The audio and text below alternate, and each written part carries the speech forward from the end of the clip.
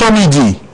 Et si les élites de la Léké ne s'étaient pas trompées, mais avaient vu juste, et si c'était vrai que certaines élites du Nord entretiennent effectivement des relations incestueuses avec Boko Haram, ces questions et bien d'autres se posent de plus en plus, et pire encore ces derniers temps, surtout depuis le démantèlement dans le Grand Nord de Kachdam et surtout l'interpellation du maire de Fotokol, selon des sources dignes de foi.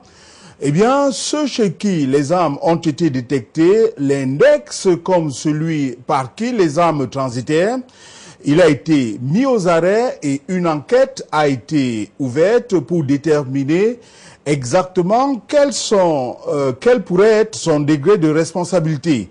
Plusieurs autres personnalités ont aussi été interpellées et depuis cette semaine, on assiste à un ballet de personnalités traditionnelles vers Yaoundé où ces personnalités sont exploitées pour mesurer exactement l'ampleur des complicités des autorités locales dans le cadre de cette nébuleuse qu'est Boko Haram. De l'autre côté, on célèbre la Journée internationale des enseignants, mais au Cameroun, depuis des années, eh bien, on tergiverse encore sur les conditions de ces enseignants et surtout sur leur statut, jusque-là très attendu.